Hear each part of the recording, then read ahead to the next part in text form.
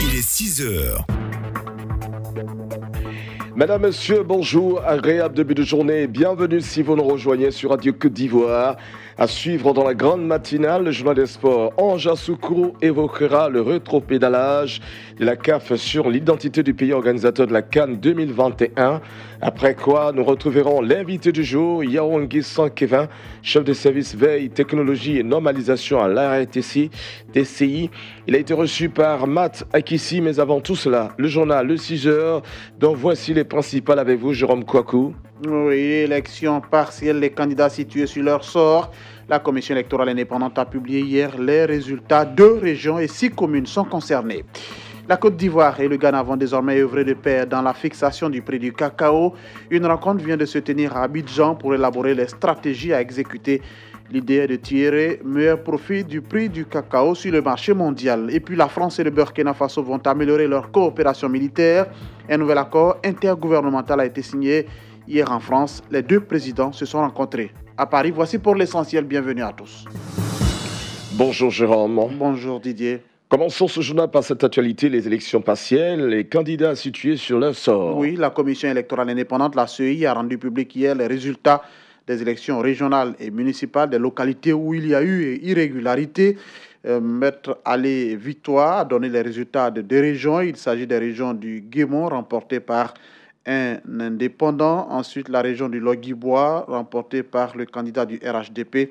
Sur les résultats des 6 communes, écoutons le porte-parole de la CEI, Maître Ali Victoire. Port-Boué commune est déclarée élue la liste PDCI RDA conduite par Emou Aka Georges Sylvestre, 17 256 voix, soit 62,55%. Grand Bassam commune est déclarée élue la liste RHDP conduite par Moulo Moïse Jean-Louis Kofi, 8 319 voix, soit 51,91%. Bingerville commune est déclarée élue la liste indépendante conduite par Doumbia Issouf. 7 402 voix, soit 53,53%. Rubino commune est déclarée élue la liste RHDP conduite par Kwasi Marie Virginie. 1733 voix, soit 54,27%. Lakota commune est déclarée élue la liste indépendante conduite par Mary Sami.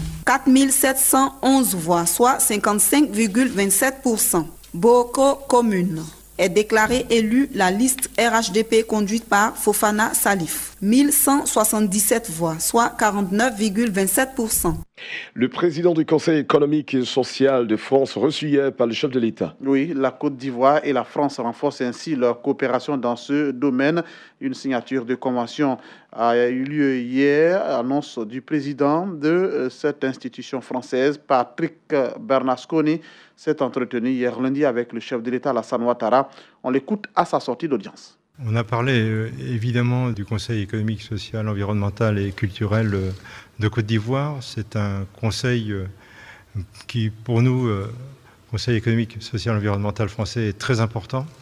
Il fait partie de ces conseils qui sont aujourd'hui très dynamiques, qui par leur rayonnement amènent évidemment de par le monde une très belle représentation des corps intermédiaires, de ce qu'on appelle les corps intermédiaires, à savoir les organisations, syndicats, associations d'un pays à travailler ensemble.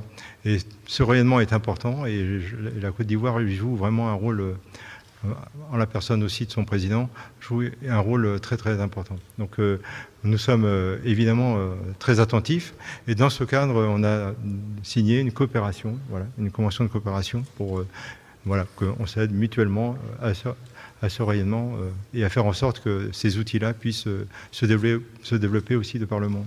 Patrick Bernasconi, qui est le président du Conseil économique et social environnemental de France, reçu hier par le président de la République. Et à l'agenda du président, on retient que le chef de l'État va présider un conseil des ministres aujourd'hui mardi à Yamoussoukro.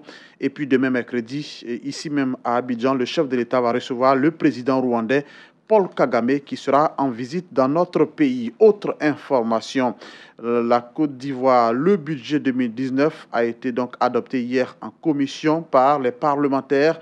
Le budget s'élève à plus de 7 000 milliards de francs CFA.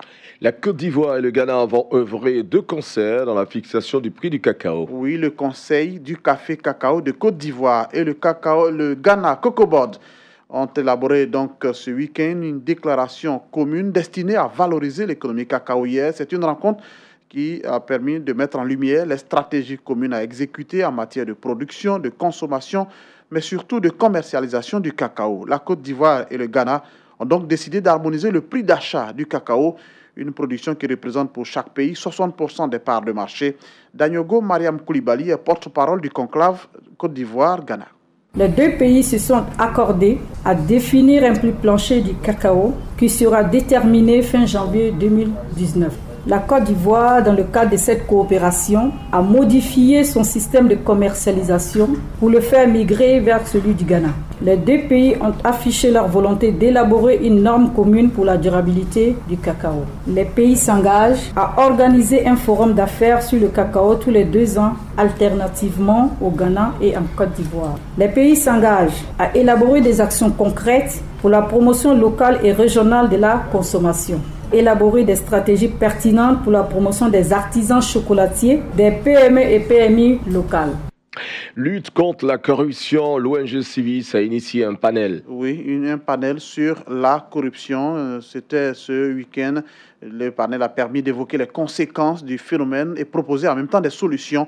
Quelles sont ces conséquences parlant de corruption? Élément de réponse avec l'un des panélistes, Julien Tiguin de l'ONG Transparency International. Plus de 500 milliards sont perdus chaque année du fait de la corruption en Côte d'Ivoire. L'impact au niveau économique a aussi des conséquences au niveau social parce que les moyens que devait avoir l'État de Côte d'Ivoire pour lutter contre la corruption sont dans une certaine mesure évaporés. Ce sont des individus personnellement qui engrangent cet argent, mais pas les citoyens qui en réalité devaient bénéficier. Traite et exploitation des enfants, 9 mineurs burkinabés interceptés. Oui, ces enfants burkinabés sont âgés de 14 à 17 ans. Ils ont été interceptés par la brigade de gendarmerie d'Abouasso. Ces mineurs à bord d'un véhicule en commun ont été sauvés des mains de trafiquants véreux qui les exploitaient dans les zones aurifères dans le cadre de leur paillage clandestin. Recueillis par des familles d'accueil dans le village d'Assouba, ils ont reçu la visite de la ministre en charge de la protection de l'enfant qui leur a apporté secours et assistance. Elle leur a remis la somme de 1 million de francs CFA au nom du gouvernement. Bakayoko Liramata met en garde toute personne qui s'adonne à cette pratique.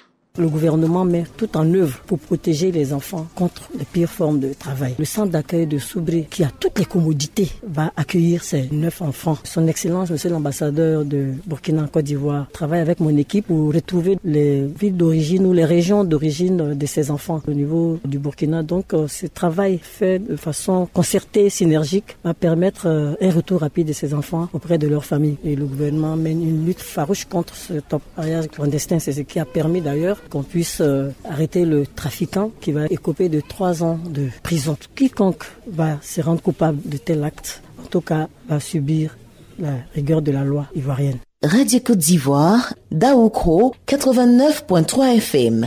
Le président de l'Assemblée nationale était hier à Daoukro. Oui, Guillaume Soro conduisait une délégation qui est allée donc rendre visite au président du PDCI RDA à Daoukro, une rencontre qui avait pour objectif de sceller la cohésion sociale, mais surtout de parler de la création d'une nouvelle plateforme politique de l'opposition ivoirienne. La rencontre a été soldée par un communiqué final, lu ici par André Kouadio Narcisse. Il est le directeur de cabinet de Henri Konan Bédié. Les deux personnalités ont réaffirmé la nécessité de privilégier le dialogue, la négociation et la concertation dans la résolution des difficultés liées à la marche de la Côte d'Ivoire. Leurs Excellences, Henri Konan Bédié et Guillaume Kibafori Soro, inscrivent cette rencontre de Daoukro sous le signe de la consolidation de la paix, de la réconciliation et de la cohésion nationale. Ils souhaitent que tous les acteurs politiques s'inscrivent dans le processus du pardon et de la réconciliation nationale. Son Excellence Henri Konan Bédié, président du PDCI RDA, a longuement exposé sur le projet de plateforme devant regrouper les partis politiques et les forces vives de la nation ivoirienne. Le président de l'Assemblée nationale a salué l'initiative et en a pris bonne note. Les deux personnalités conviennent de se voir plus régulièrement afin de conduire à bon port l'ensemble des initiatives pour le triomphe de la paix, de la prospérité et de la liberté en Côte d'Ivoire. Et toujours en politique, on apprend que le ministre de la Ville, François-Albert Amicha, a annoncé hier lors d'un point de presse la création prochaine d'un mouvement pour dire non à la rupture du PDCI-RDA avec la famille des oufouettistes, entouré de 4 de ses collègues du gouvernement, à savoir Alain Richard Donvaï, Abina Pascal, Raymond Goudou Kofi et Jean-Claude Kouassi, également issus du PDCI. Le ministre Amicha a expliqué que les positions actuelles des enfants de Félix Houphouët-Boigny menacent gravement la paix et la cohésion sociale. Malgré la création de ce mouvement, les cadres du PDCI affirment leur fidélité au PDCI-RDA auquel il reste attaché. Parlons religion à présent. La direction des cultes fait le bilan du Hajj 2018. Oui, hier, donc, la direction a réuni les différents acteurs autour d'un séminaire qui a vu la participation de tous les partenaires publics et privés durant 2 jours. Les participants vont passer en revue l'organisation du Hajj 2018, les faiblesses ainsi que les points forts constatés lors de l'organisation du Hajj. Pour le directeur général des cultes, ce séminaire va orienter la prochaine organisation du Hajj 2019. Bamba Messamba. Nous travaillons sur une trame qui se veut, on va dire, double. Il y a les aspects positifs et les aspects négatifs.